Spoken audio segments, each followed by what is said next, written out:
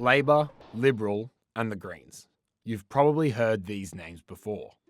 They have dominated Australian politics almost since the beginning.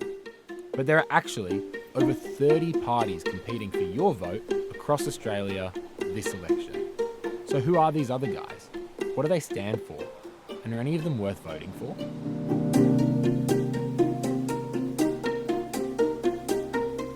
The way our elections work in Australia allows us to list all the candidates from our favourite to least favourite. Unlike other democracies, that means we can vote for a party with basically no chance of getting in, and that vote isn't wasted. Despite this, all the media talks about, and all everyone really knows about, are the two major parties, Labor and Liberal. But most election experts believe that this election will result in a minority government, meaning either of the two majors will have to go to smaller parties and independents for support. That gives them a lot of power, so we should probably be focusing on what they're talking about. So we're on our way to meet with Rachel Evans of the Socialist Alliance. They are, as you can probably guess, a Socialist Party, very anti-capitalist, and we're meeting in their communist bookshop. So Evans has been campaigning for years now, and their big kind of push at the moment is Palestine, climate change, and any sort of reform that means kicking out private ownership. They want to have a minimum wage of $35 an hour. They want everyone to have guaranteed housing, so guaranteed social housing. And they want to pay for it by cracking down on big corporate profits.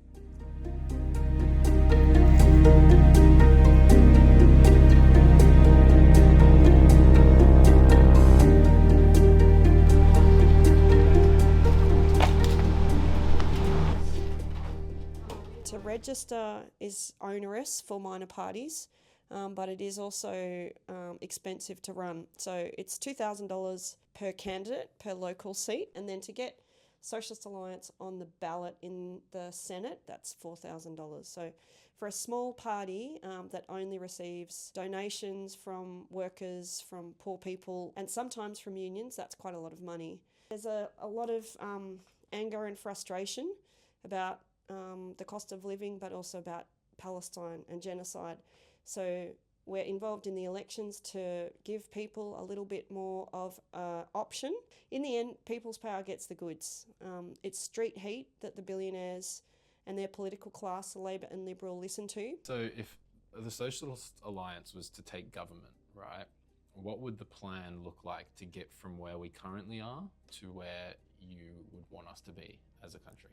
We don't think that a majority in Parliament is going to shift power from the rich to the poor, and actually what we need is an ongoing people's organising, resistance groups to take power from the 1%. And what does that look like? We're not quite sure.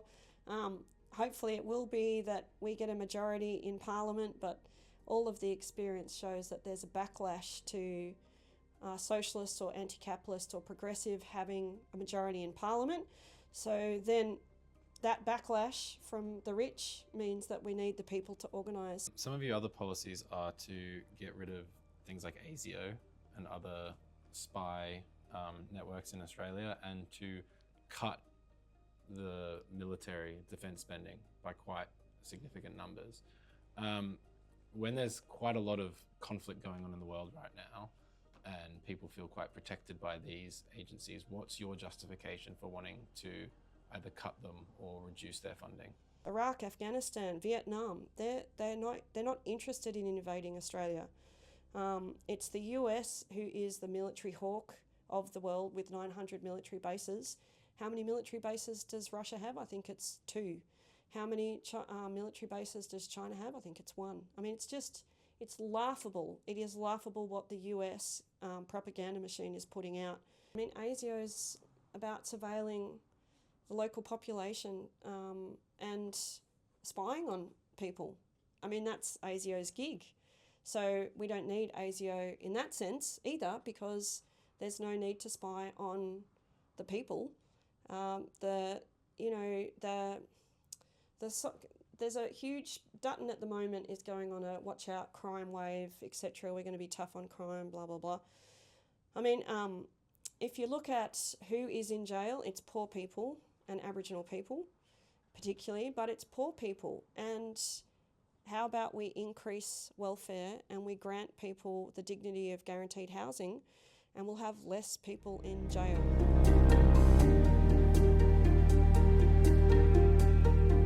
We met with Craig Kelly. He used to be a parliamentarian for the Liberal Party and then the United Australia Party. Now, he's the Senate candidate for the Libertarian Party.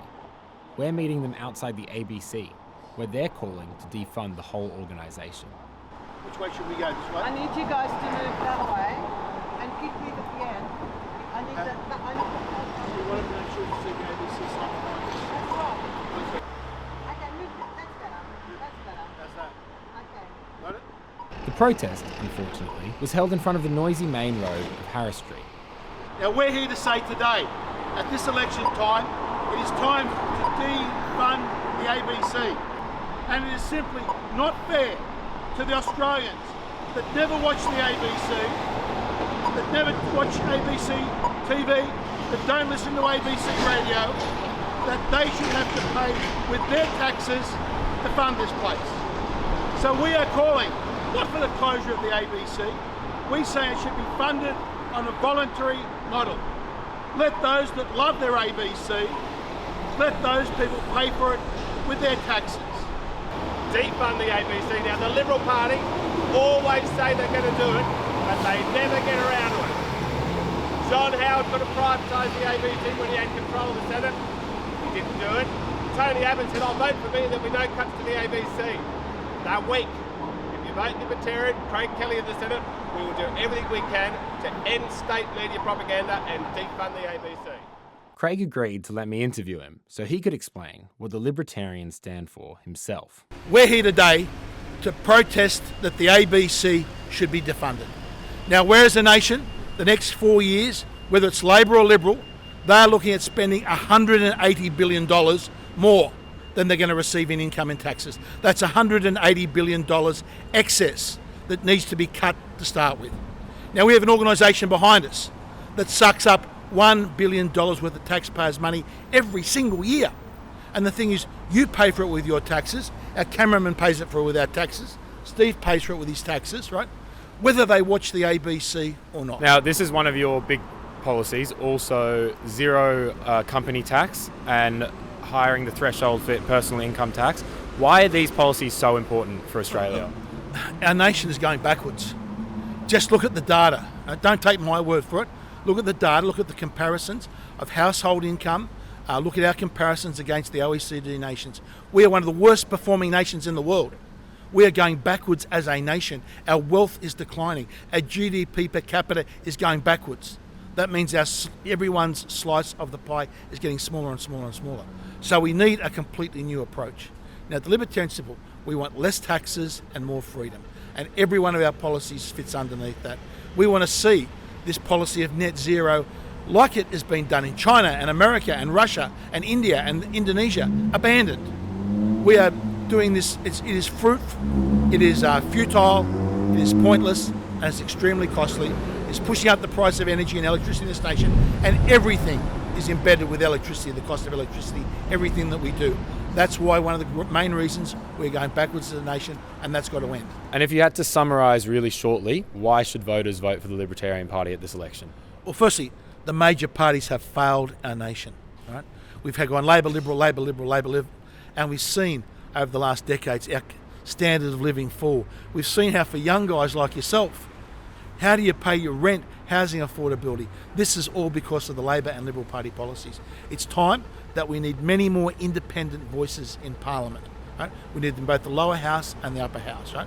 Now that is why, as a Libertarian Party, you want someone in there that's going to advocate very strongly against what is going to be likely a Labor Greens government, which we've seen through the last 3 years. The Liberal Party are simply not strong enough to take the fight up to the Labor Party and the Greens. That's why I'm hoping that people will support myself here in New South Wales, the Libertarians Party in the Senate, and all our great Libertarian candidates across the nation. Well, thank you so much, mate. Thanks. Really appreciate it. Okay, all good. Have a good one. Thanks, guys. And remember, vote Libertarian.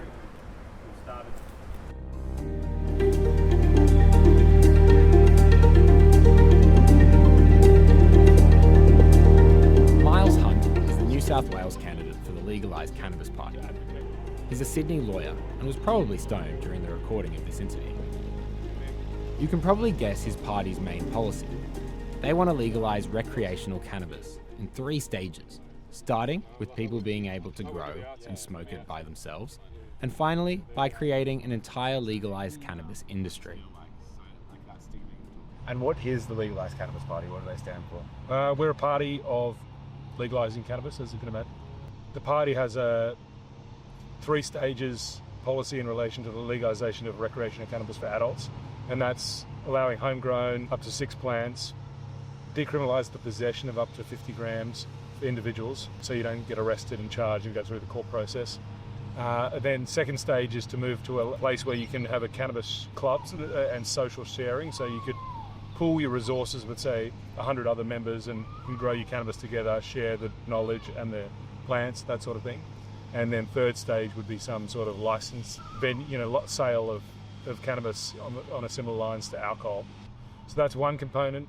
Second component is, we have a values system based on personal freedom, privacy, civil liberties, compassion, tolerance, anti-discrimination, which, probably comes from the history of cannabis users suffering the stigma and the social shame and the criminalisation over a century. We want to use that to sort of, when we consider any other policies that we haven't yet developed as a party, or if, for example, myself or another senator is elected and we're presented with policies, we'll use that as a framework. Awesome. And why do you think this issue in particular deserves to have an entire party and platform and campaign just for this one issue? It's revolutionary. We could have 2 industries, right? We're creating 2 new industries, a recreational adult use cannabis market and a hemp market for the industry, like farm cultivation, production, all that sort of stuff. So you're creating 2 multi-billion-dollar industries. No other party's suggesting we create industries from nothing, so that's one aspect. We can decriminalise nature in a way, like the criminalisation of plants and things like that has been a failure. This prohibition of cannabis is like a failure of 100 years. It criminalises people. There's 70,000 people a year charged in Australia for possession of cannabis. So yeah, I think it deserves its own party, and the main parties refuse to do anything about it. They're scared to enact change, so we need it. The community, the cannabis users, the 15% of the community who use cannabis regularly, it's like nearly a quarter of young people use it regularly with 20 to 29. Those people demanding us to sort of represent their views and get law changing. And when there's so many social issues already associated with alcohol and tobacco, why should voters then want to add another third industry? Yeah, you've got to accept that people use cannabis currently, and so the fact that it's illegal doesn't deter necessarily or reduce the numbers of people that use it. So it's a fallacy to say the legalisation will necessarily increase use. For example, certain use in parts of America, use in young people has decreased since legalisation in Colorado and things like that. So you've got to consider that. But our belief is that when you say there's no harm associated with cannabis, what about the 70,000 people a year who are criminalised by making cannabis illegal? That harms them, it harms their lives. So to say that making something illegal stops people or deters people from using is wrong. To say that doesn't cause harm is wrong. It's not regulated, so it's on a black market, so there's associated dangers and risks there. There's no way for people to necessarily determine the strength of the substance they're using, the THC with the quality. So on an unregulated black market, there's a lot of risk as well. Certainly, for example, in tobacco use, you have seen the last 50 years a huge decline in use. And that is mainly for education campaigns. You can only do that if you have it legalised and regulated. It's hard to have a legitimate campaign when you just criminalise. I think legalisation of cannabis, our party stands for a better future and changing things up and doing things in a better way, starting with cannabis. Amazing. Thank you very much. No worries. Great to be here and chat to you. Thanks, David. Cheers, man. I don't condone any of the views presented in this video, but I think it's important that they're expressed. If the media only wants to focus on the 2 major parties, then they are all everyone will ever vote for. But when we have so many options of people across the political spectrum giving new ideas to fix real Australian problems, they might just be worth listening to.